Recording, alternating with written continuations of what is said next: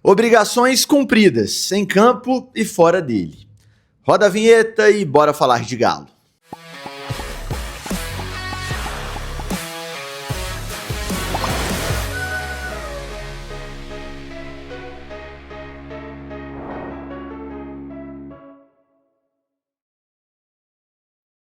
Tudo bem, pessoal? Um abraço para você que me acompanha em mais um vídeo aqui no canal do Frossar. Hoje é sexta-feira, dia 11 de abril de 2025.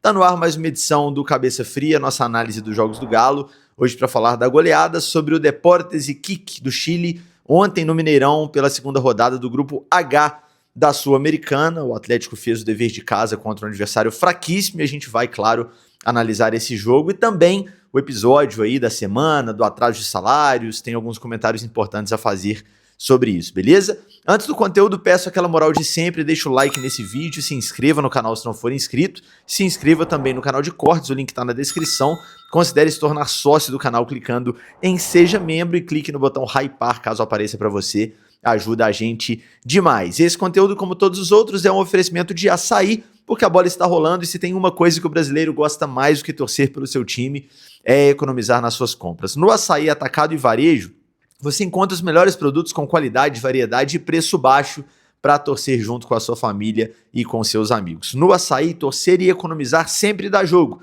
Pensou futebol, pensou açaí, o atacadista oficial do nosso futebol. Vamos lá, gente. O Galo foi a campo contra o Iquique com um time totalmente titular, né? O Cuca não preservou ninguém e ele fala na coletiva, né, que a decisão dessa escalação tem a ver, inclusive, com os jogos que vinham acontecendo aí nas competições internacionais na véspera de Galo e Iquique. O nosso rival, o Cruzeiro, perdeu para o Mushukruna, né, por 2-1 em casa, no Mineirão, e o Flamengo perdeu na Libertadores no Maracanã para o Central Córdoba da Argentina. Então, realmente, resultados inesperados, né? Claro que o rival tá na draga dele lá, mas é o Mushukruna, né? Então a gente conhece o Cuca, a gente sabe que ele observa tudo, ele vê tudo, e o que acontece no ambiente, no contexto, até fora do time dele, reflete no que acontece dentro do time dele. Foi assim na escolha por essa escalação. Até falei ontem no Portão 13, nossa live de jogos aqui no canal do Frossar, nossa live de React, que se o Atlético tivesse vencido, de repente, os 2 primeiros jogos do Brasileiro, ou vencido um, empatado o outro, tivesse estreado com vitória contra o Cienciano na Sul-Americana lá na altitude de Cusco, talvez o Cuca, né, mandasse a campo ontem uma escalação um pouco mais alternativa, preservando alguns titulares, que, para ser sincero, sempre foi o meu voto. Desde que a gente soube o grupo da Sul-Americana que o Atlético caiu, eu venho falando aqui no canal que, para mim, é uma oportunidade que o Atlético tem para preservar titulares, preservar aí grande parte dos jogadores importantes, porque o grupo é realmente muito fraco. Considerando que o elenco é curto, considerando que o elenco não tem todas as alternativas que o treinador gostaria que tivesse, né?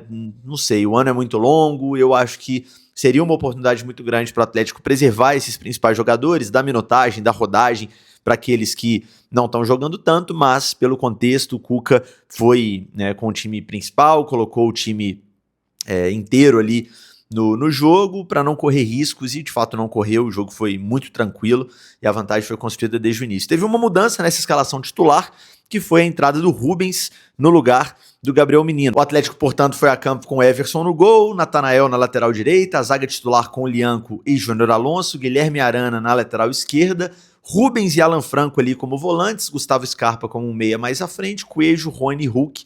Esse é o time titular do Galo e eu acho que dá para dizer que o Rubens ganhou essa posição de titular, né? O Rubens é um jogador muito mais intenso do que o Menino, é um jogador que preenche mais o meio campo, é um jogador mais intenso, pisa mais na área, pega mais, assim, mais marcador, né? Mais intenso fisicamente do que o Gabriel Menino. Eu acho que ele ganhou essa posição. Pode ser e provavelmente será a dupla titular de volantes aí no domingo contra o Vitória, Rubens e Gabriel Menino, porque o Franco saiu do jogo ontem, né, lesionado, machucado, então o que tudo indica, o Franco não estará à disposição para o domingo, e o Menino deve voltar ao time ao lado do Rubens, mas me parece que o Rubens ganhou essa condição de titular, enfim, na posição dele, né, na posição, ele até fala na zona mista, a zona mista está publicada aqui no canal, né, que ele joga nessa posição desde sempre, é um volante que sabe jogar, mas quando precisa ficar um pouco mais ele sabe também, ele pode, né, jogar como camisa 5 ali, liberando o outro jogador. Eu acho que jogando ele, o menino, isso tende a acontecer com maior frequência,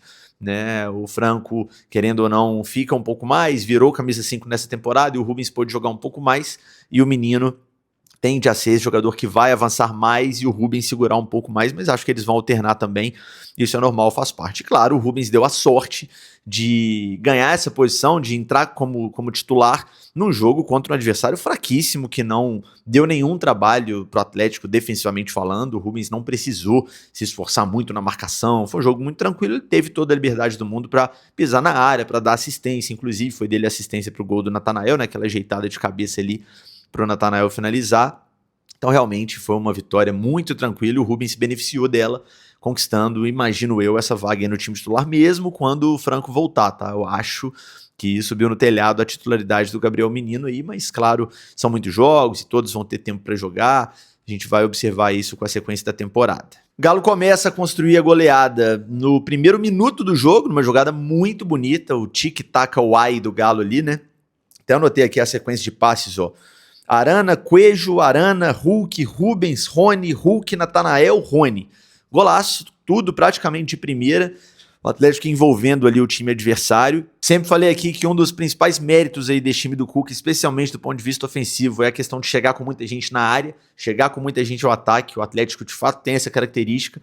Isso inclusive é um ponto que o Cuca tem que ficar de olho em jogos mais difíceis, pensando no equilíbrio. A gente vem falando isso nas análises aqui do jogo contra o Grêmio, do jogo contra o São Paulo, mas quando você pega um adversário inferior, você chega com muita gente ao ataque, são bons jogadores, naturalmente você vai construir chances de gol, não tem como não acontecer, e foi o que aconteceu no primeiro minuto, numa jogada muitíssimo bem trabalhada. Natanael chutou cruzado, o Rony, no padrão Rony, se jogou na bola ali, totalmente voluntarioso, né, e conseguiu abrir o placar para o Galo. Aos 3 minutos sai o segundo gol anulado, o Scarpa bateu o escanteio, a bola acabou saindo, né, pela linha de fundo, em tiro de meta, porque senão já seria ali o 2-0, e o Atlético chega ao segundo gol efetivamente, segundo gol que valeu, aos 8 minutos. Aos 8 tem o pênalti, né? Um pênalti no Arana.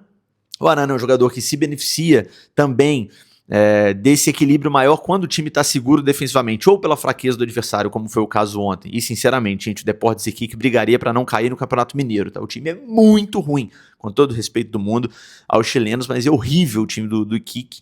Então assim, cara, o seu time tá equilibrado defensivamente, você tem os dois volantes ali, o Franco e o Rubens, né, e o Rubens tem, por natureza, essa cobertura pelo lado esquerdo muito forte. O Arana vai ter toda a liberdade do mundo para pisar na área, para chegar, para dar assistência, e para, enfim, fazer gol quando tiver oportunidade, para sofrer pênalti, como foi no lance dos 8 minutos, ele foi invadir a área, foi pisado, um lance muito claro, o juiz deu no campo, não precisou de revisão, de nada, e o Hulk bateu bem, fazendo ali 2-0 pro Galo. Logo depois, o jogador deles faz um recuo inexplicável, e acaba servindo o Rony sai cara a cara com o goleiro, acaba finalizando em cima do goleiro do Iquique, na sobra o Coelho tenta uma finalização de fora da área, e a bola passa perto, mas não entra, né? Aliás, o Coelho batalhou pelo gol dele até o final do jogo, mas acabou não rolando. Acho que o Coelho deu uma caída de produção sim nos últimos jogos, mas é um jogador importante, um jogador que participa muito do jogo, né? Muito voluntarioso também, se entrega muito com bola, sem bola. O gol dele vai sair, né? Tenho certeza em algum momento. O Hulk fala sobre isso também na entrevista coletiva, e aos 34 sai o terceiro gol do Galo. O jogo já estava resolvido, né? Não tinha nenhuma chance. A gente até brincou aqui no Portão 3 que o Galo podia jogar totó, ou seja, cada jogador escolhia ali um espaço de 1 metro quadrado, 2 metros quadrados, e o cara, ó, não vou sair daqui. É o jogo posicional mesmo, assim, 100% posicional. O cara não pode sair daquele quadrado, acho que ainda assim o Galo venceria o jogo, ou pelo menos não perderia, porque realmente o Iquique não mostrava nenhum poder para incomodar o Galo. E aos 34 sai o gol, uma jogada, né, manjada do Scarpa, mas que é muito difícil de marcar. Ele tem uma qualidade muito grande nesse passe, ele traz de fora para dentro, ou faz uma pequena movimentação ali no meio campo, faz um passe por elevação, o Rubens infiltra, posição legal, muito atento no lance, escora de cabeça, o Natanael chega, né, no lado oposto, lá pelo lado direito, finalizando, a bola sobe, quase pega na trave e não entra, mas entrou, gol importante para o Natanael, né, que tá numa fase aí meio zicada em relação a dribles, né? Ontem tomou caneta de novo, tomou chapéu, tinha tomado aquela caneta mais 18 ali do Ferreirinha contra o São Paulo, mas é muito bom lateral, um cara que se dedica muito, se entrega muito pro time, e foi importante também o primeiro gol dele aí com a camisa do Galo para ganhar moral, até porque tem disputa, não dá para dizer que não tem, entre ele e o Saravia quando entrou, né, especialmente contra o São Paulo, entrou muito bem, é um lateral mais experiente, mas eu acho que o Natanael segue prestigiado sim como titular desse time do Galo, fez portanto o primeiro gol dele com a camisa do Galo, o terceiro do Galo no jogo. Aos 42 minutos tem mais uma jogada muito bonita do Galo pela esquerda, o Arana chega na linha de fundo, cruza para trás, o Hulk faz um corta-luz muito bonito ali, o Scarpa chega finalizando da entrada da área, a bola passa muito perto da trave, né, já seria o quarto gol do Galo no jogo, mas essa bola infelizmente saiu e o Atlético fechou o primeiro tempo ali, já vencendo por 3-0, com o jogo já resolvido, o Ekiki praticamente não teve chance, assim, o Everson foi um espectador do jogo, e o Atlético foi pro vestiário já com uma vantagem muito segura e com a vantagem, né, com a vitória já assegurada. Né? Intervalo de jogo, pausa aqui também na nossa análise para o recado dos nossos parceiros de sempre aqui no canal do Frossar. Primeiro o recado da KTO. Se você gosta de se divertir com apostas esportivas, vai lá em kto.bet.br e divirta-se com responsabilidade. KTO, onde a diversão acontece, tem chance extra, tem ganho antecipado, tem odão, tem muita promoção legal. Lembrando que é proibido para menores de 18 anos e que é para você jogar aquela graninha que está sobrando, nunca a que está faltando, beleza? Recado também da Confiac, gente, que está com a campanha Acelera Consórcio no ar até o dia 22 de abril. Você fechando seu consórcio com a Confiax até o dia 22 de abril, você vai ter 40% de desconto na mensalidade até a contemplação. É isso mesmo, 40% de desconto até a contemplação e de quebra você ainda vai participar de um sorteio de uma camisa oficial do Galo para essa temporada, camisa dessa temporada de 2025. Sorteio se você não for sócio do canal, tá? Se você tá me assistindo e é sócio do canal do Frossar, é membro do canal, você vai ganhar a camisa fechando o consórcio com a Confiax. Você vai nem concorrer não, você vai ganhar a camisa fechando o seu consórcio e podem ser vários sócios aí fechando o consórcio, todos vão ganhar a camisa oficial, então não perca tempo, o QR Code está na tela, entre em contato com a Confiax. No segundo tempo, o Galo tira um pouco o pé, natural, a vitória já estava construída e a temporada é longa, né? Eu estava defendendo aqui antes que o Galo devia tirar o pé a ponto de não colocar titulares nesses jogos, então não posso criticar o fato de os caras diminuírem um pouco o ritmo com 3-0 no placar, tá certo, domingo já tem brasileiro, depois tem jogo também meio de semana, fim de semana, a sequência é muito longa. O Cuca começa a mexer, eu vou falar sobre as substituições daqui a pouco, mas ele coloca o Caio Paulista no lugar do Arana, depois coloca o Menino no lugar do Alan Franco, só pra gente manter a cronologia, que sai o quarto gol. Aos 20 ali mais ou menos o lance do pênalti, né, o Menino ajeita, a bola pega no braço do defensor do Deportes Iquique, totalmente aberto, pênalti também claríssimo, marcado no campo. O Hulk poderia fazer mais um doblete aí com a camisa do Galo, de repente até se aproximar de um hat-trick, coisa que nunca aconteceu, né, o Hulk nunca marcou 3 gols no mesmo jogo pelo Galo, 2 ele já marcou não sei quantas vezes, né, muitas vezes, mas muito generoso como sempre foi, o Hulk entrega a bola pro Gustavo Scarpa, né, o Scarpa vai ser pai, tava querendo já homenagear aí o filhote que vem aí, e tava precisando também fazer um gol para tirar essa zica, né, ele faz o gol e comemora aquela clássica comemoração do sai zica, o Hulk fala, né, depois na zona mista também sobre isso, que já tinha falado com ele durante o jogo, relaxa irmão, seu gol vai sair, e na hora que tem o pênalti, o Hulk como capitão, como líder, como craque que é dentro e fora do campo, tem a decisão de repassar ali pro Gustavo Scarpa a pelota e ele bateu bem o pênalti, o Atlético ali fez 4-0, né? É muito legal ver essa conexão ali Hulk e Scarpa, né? E esse gesto do Hulk, porque vocês vão lembrar que ano passado teve até uma galera teorizando que os dois eram brigados, que os dois não se davam bem, só porque o Scarpa é desse jeito que ele é mesmo, né? Ele é um cara menos carismático, vamos dizer assim, do que os outros, né, um cara um pouco mais sério, um pouco mais na dele, e a galera ama uma teoria da conspiração, não se gostam, tão brigados, só porque os caras discutiram dentro do campo, então eles se odeiam, absolutamente, são dois caras vitoriosos que querem vencer, e por isso esse tipo de coisa pode acontecer, mas ontem mais uma prova que ninguém tem nada contra ninguém ali. Aliás, tudo que eu ouvi sobre o grupo do Atlético nesse ano foi que é um grupo muito unido, um grupo muito coeso, e os caras se gostam sim, os caras se respeitam, e isso, nesse ponto, a gente não vai ter problemas durante a temporada. O Hulk, portanto, foi gentil com o companheiro e o Scarpa fez 4-0 pro Galo. Com o 4-0, cara, jogo mais que resolvido, eu particularmente esperava que o Cuca fizesse substituições colocando jogadores que não vem tendo chances mesmo, assim, Fausto Vera, Patrick, João Marcelo, né, dar uma minutagem para esses meninos, deixar esses meninos jogarem um pouquinho, de repente entra um João Marcelo, faz um primeiro gol com a camisa do Galo, ia ganhar moral para a sequência, é o único centroavante de ofício que a gente tem no elenco, mas o Cuca optou por dar minutagem a jogadores, vamos dizer assim, mais convencionais, que já têm entrado com maior frequência. Entraram Bernard, Saravia e, por fim, o Vitor Hugo no lugar do Lianco. Essa substituição na zaga, o próprio Lianco disse que já estava combinada antes do jogo, né? O Lianco está suspenso, não joga contra o Vitória no fim de semana, então já estava previsto aí que ele sairia em dado momento para entrar o Vitor Hugo. Vou falar sobre essa dupla de zaga totalmente canhota aí já. Mas os outros que entraram, o Saravia, né, e o Bernard, são jogadores que já vêm entrando mesmo, né? O Cuca disse na coletiva, tem a questão dos meninos e tal, mas esses outros jogadores também precisam de minutagem, né? Eu preciso ter todo mundo mais ou menos no mesmo nível e aquilo. Na cabeça do Cuca ele precisa ter o titular e o reserva bem inteiros, assim. E o reserva imediato, realmente, na direita é o Saravia, né, no meio ou no lado esquerdo ali é o Bernard.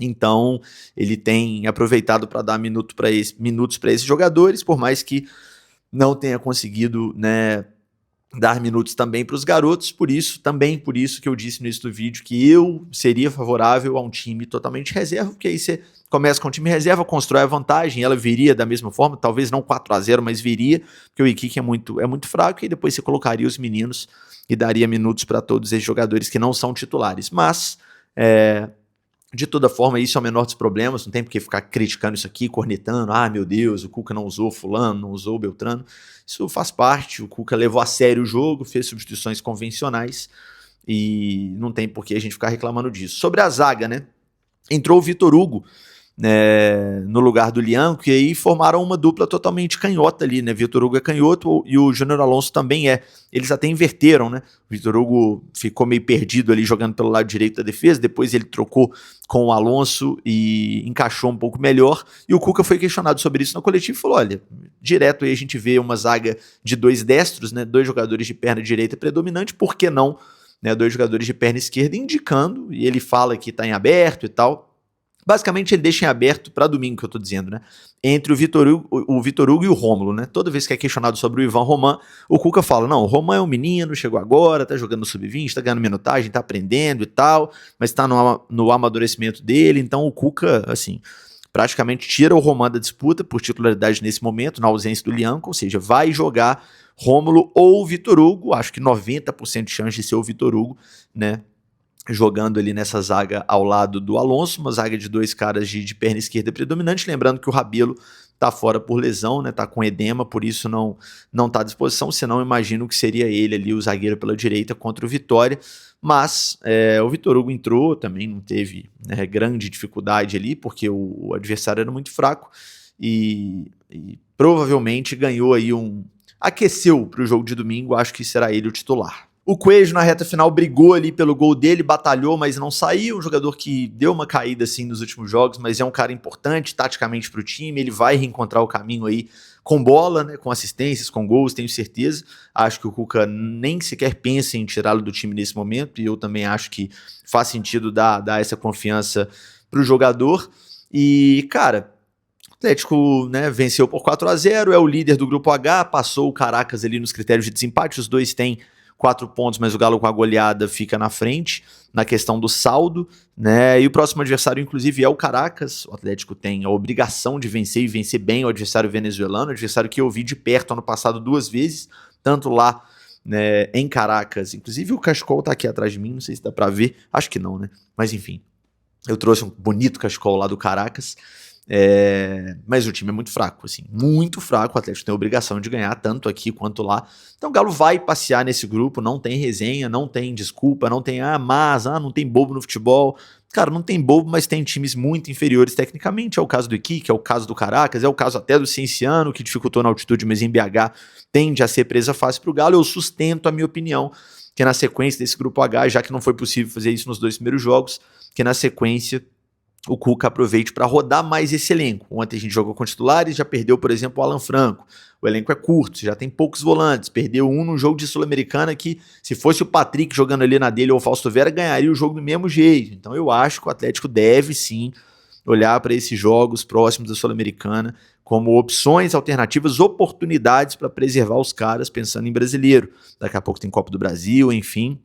O Atlético não tem esse elenco para ficar gastando jogador assim, sem medo de ser feliz, porque uma hora vai fazer falta. Vai fazer falta, tomara que no meio do ano, já que agora não aconteceu e aparentemente não vai acontecer, né? Aliás, hoje fecha a janela, então não veio ninguém. Então, tomara que no meio do ano eles deem aquela encorpada no elenco, exemplo do que aconteceu ano passado, e tomara que, né, não seja tarde demais, que dê tempo do Atlético, né, aproveitar essas novas forças aí que tendem a chegar no meio do ano para brigar por títulos no final da temporada. Analisado o jogo, vamos falar do assunto que mobilizou aí a internet atleticana na quarta e na quinta-feira, que foi o atraso salarial. O Atlético atrasou aí o pagamento aos jogadores, colocou tudo em dia ontem, ainda antes do jogo contra o Iquique, horas antes do jogo, e algumas coisas me preocupam nesse episódio, tá?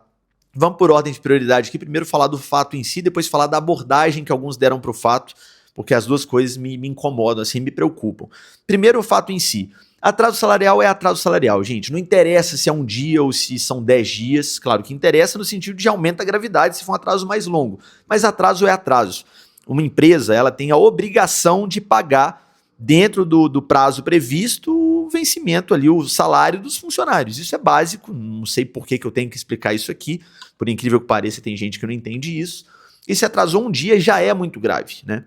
Ah, Frossá, mas foi só direito de imagem é salário também, é um direito que o atleta tem e ele precisa receber dentro do dia que é previsto em contrato e acabou. Se o atraso é de um dia, se o atraso é de uma semana, de um mês, é uma informação complementar, mas atraso e é inadmissível. E não contem comigo para relativizar esse tipo de coisa. Ah, atrasou, mas é normal. Ah, fulano também atrasou. Ah, isso acontece no futebol. Ah, fluxo de caixa. Não contem comigo, até porque uma das premissas da SAF, quando eu digo da SAF, eu não falo especificamente da do Galo, tá? De todas elas, é a profissionalização. É deixar para trás tudo aquilo que era padrão no futebol associativo e que, em tese, na SAF não vai existir. Eu lembro que um tempo atrás eu fiz uma crítica à SAF e uma pessoa do clube me procurou para a gente conversar tranquilo, um diálogo normal, né? A pessoa defendendo o clube e eu expondo meus pontos ali da minha crítica. E a pessoa trouxe isso, cara. Eu fiz um questionamento que vários torcedores do Galo fazem, né? Qual foi o grande benefício do Galo até aqui ter se tornado SAF? Porque os investimentos para ganhar o título de 21 foram pré-SAF, né? Aliás, potencializaram muito, aumentaram muito a dívida do clube, mas resultou em título, ok, acontece. Mas foram pré-SAF. Pós-SAF, qual foi o grande benefício do Galo se tornar SAF? A gente conversando isso, né? Eu e essa pessoa do clube que me procurou para conversar. E aí veio esse argumento. Cara, a SAF profissionalizou tudo, atraso salarial não existe mais e tal. E era um argumento muito forte, realmente, porque realmente no futebol associativo acontecia direto. E é vergonhoso para o torcedor ver o seu clube atrasando salário, eu particularmente acho. Então, a SAF atrasar salário, ela remete, faz a gente lembrar desses sintomas, desses episódios que eram tão frequentes no futebol associativo e que, em tese, é uma promessa da SAF deixar para trás. Então não dá para relativizar, gente, não dá para relativizar, me desculpa, né? O Atlético tem dono, o Atlético agora é uma empresa, são donos bilionários que têm de onde tirar para que isso não aconteça, então não contem comigo para normalizar esse tipo de coisa. Ah, é normal, ah, faz parte, não faz e sempre que acontecer eu vou estar aqui para criticar, espero que não aconteça mais. Porque, né, se você não está cumprindo a sua obrigação com o atleta, né, pode, não é que pode, né? Nunca pode, mas o atleta tem aí essa na cabeça dele, essa possibilidade de não cumprir também o seu papel de forma profissional, porque, se a empresa não está cumprindo o que ela, né, se compromete comigo, eu também não tenho que cumprir o que eu me comprometo com ela, né? Não é um pensamento sem nenhum fundamento. A gente sabe que hoje em dia isso é muito mais raro, a gente sabe que o grupo do Atlético é muito profissional e os caras são realmente muito profissionais, com várias pessoas que eu conversei nesses últimos dias, inclusive atletas, né? Eu ouvi isso, cara, o grupo é profissional, né? Ninguém vai deixar de correr, ninguém tá deixando de trabalhar. Eu não acho que esse tipo de piada natural que ia acontecer, né? Pagou o salário, voltou a correr, ganhou o jogo. Acho que ganhou porque é muito melhor que o adversário, levou a sério o jogo e ganhou e goleou o Iquique. Beleza, acho que não tem nada a ver com salário. Mas a gente não pode normalizar, não dá, não contem comigo para isso, e eu espero de coração que tenha sido um episódio totalmente isolado que não volte a acontecer, porque senão realmente a gente vai ter cada vez mais uma SAF que, assim, mudou o nome, mas na prática, amigão, continua repetindo, né, hábitos do futebol associativo, e aí realmente a SAF perde um argumento muito forte, que é justamente da profissionalização. Mas profissionalizou e continua atrasando o salário? Aí não dá, realmente não dá, tomara que não aconteça. Agora falando sobre a abordagem, né, cara, isso me preocupou demais. Vamos lá. Primeiro, um esclarecimento de uma galera que vem com aquele tipo de argumento, mas não tem que noticiar não, isso aí não é notícia não e tal, só 2 dias, só 3 dias, só imagem, seja o que for. Cara, é notícia, mas não é pouca notícia não, é muita notícia. Salário atrasado é notícia, ponto final, sem resenha. Pode ser um dia de salário, é notícia. E isso é matéria de primeiro período de jornalismo, tá? Isso aí quem estudou para fazer jornalismo profissional, para se comunicar de forma profissional, sabe disso. O que foge do padrão, e qual que é o padrão? O padrão é alguém sair de um lado da rua, atravessar pela faixa pedestre e chegar do outro lado. Isso é notícia? Não. Se ele for atropelado no meio caminho, é notícia. Salário, vence dia 5, o clube pagou dia 5, é notícia? Não faz sentido você noticiar. O Atlético paga salários em dia. Não tem notícia nenhuma aí, pagar salário em dia é obrigação do clube. Agora, atrasou, é notícia. Isso é um fato. Isso a profissão exige que o jornalista noticie. Então assim, eu como torcedor do Atlético gosto de noticiar salário atrasado? Claro que não. Eu lembro quando eu era setorista do Galo na Globo, no Globo Esporte, e eu noticiava às vezes salário atrasado, que era fato muito mais comum na época de associação, e aí você vai para as redes sociais, ainda mais o Twitter, né, que é um universo lotado de gente maluca, e aí tinha os caras lá, cruzeirense, não sei o que, cara, entendo, torcedor é assim mesmo, torcedor é passional, falou mal do meu clube, tá querendo mal do meu clube, torce pro rival. Torcedor, cara, a gente lê aquele tipo de coisa, dá risada e segue a vida, mas eu que sempre fui muito atleticano, lendo esse tipo de coisa, eu só, tá, beleza, torcedor, deixa pra lá. Agora, hoje em dia que eu faço o meu trabalho aqui de forma setorizada, todo mundo sabe que eu sou atleticano, que eu sou torcedor, já falei, né, isso abertamente, assim que eu saí, né, pedi pra sair da Globo, abri o canal. Cara, aí vem os outros argumentos que são tão fracos, assim, tão mesquinhos, tão pequenos. Tá fazendo isso por causa de like, buscando like. Gente, pelo amor de Deus, vamos usar um pouquinho da cabeça, né, sem si pra segurar só o cabelo.